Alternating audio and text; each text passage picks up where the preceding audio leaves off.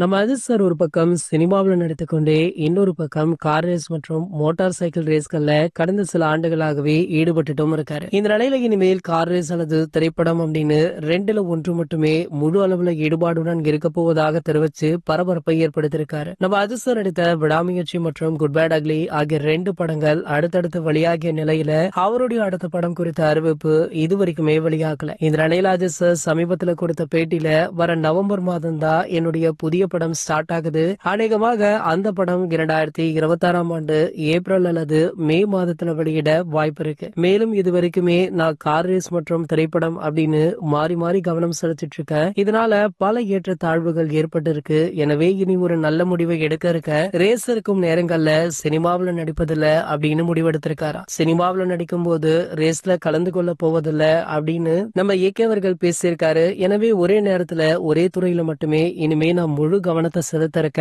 அப்படின்னு அந்த பேட்டியில பேசியது பலருக்குமே அதிர்ச்சியை கொடுத்திருக்கு. நம்ம இயக்கியவர்களோ இப்படி சொல்ல, இன்னொரு பக்கம் தளபதி விஜய் அவர்களோ ஒரு பக்கம் அரசியல் சினிமா அப்படின்னு ரெண்டுத்திலுமே பிஸியாக இருந்துட்டு இருக்காரு. இவர் தற்போது நடிச்சிட்டு இருக்க ஜனநாயகன் திரைப்படத்தை முடித்த கையோடு முழுநேர அரசியல்ல ஈடுபட போவதாக அவருமே சொல்லிட்டு இருந்தாரு. ஆகையால தற்போது கோலிவுட்ல இருக்கிற ஒவ்வொரு டாப் நடிகர்களுமே இது போன்ற முடிவெடுத்தால் என்ன ஆவது அப்படின்னு ரசிகர்களுமே புலம்பிட்டு இருக்காங்க. இது போன்ற சினிமா செய்திகளை பத்தி நீங்க உடனே தெரிஞ்சுக்க நம்மளுடைய சேனலை மறக்காம சப்ஸ்கிரைப் பண்ணிக்கோங்க.